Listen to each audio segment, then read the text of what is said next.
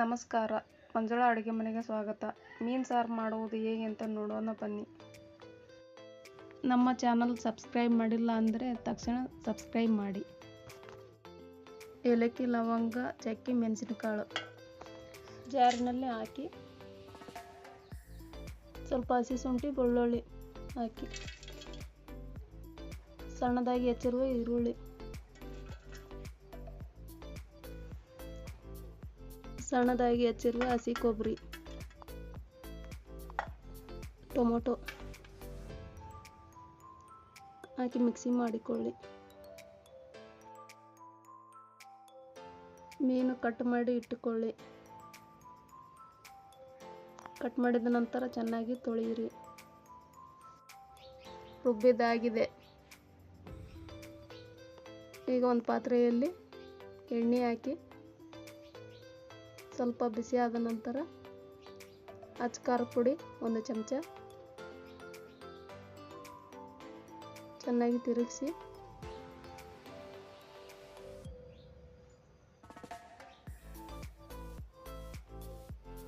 ಅರಿಶಿಣ ಪುಡಿ,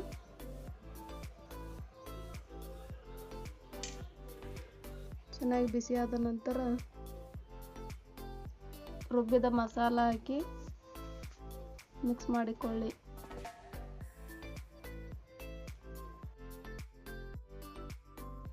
ಚೆನ್ನಾಗಿ ಮಿಕ್ಸ್ ಮಾಡಿಕೊಳ್ಳಿ.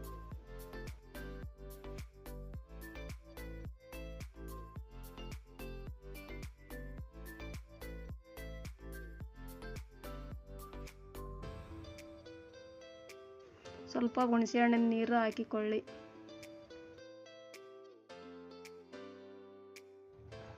ರುಚಿಗೆ ತಕ್ಕಷ್ಟು ಉಪ್ಪು.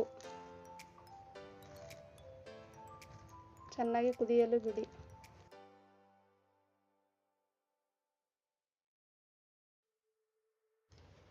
ಅರ್ಧ ಸ್ಪೂನ್ ಗರಂ ಮಸಾಲ, ಸ್ವಲ್ಪ ಕೊತ್ತಂಬರಿ ಸೊಪ್ಪು ಹಾಕಿಕೊಳ್ಳಿ.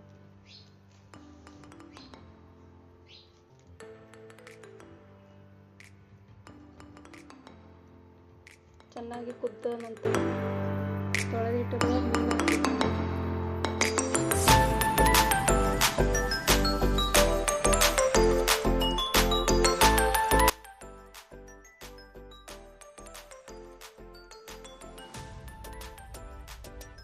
ಕುದಿಯಲು ಬಿಡಿ. ಇವಾಗ ಚೆನ್ನಾಗಿ ಬೆಂದಿದೆ. ನಮ್ಮ ವಿಡಿಯೋ ನಿಮಗೆ ಇಷ್ಟ ಆಗಿದ್ದರೆ ಲೈಕ್ ಮಾಡಿ, ಶೇರ್ ಮಾಡಿ, ಸಬ್ಸ್ಕ್ರೈಬ್ ಮಾಡಿ. ಧನ್ಯವಾದಗಳು.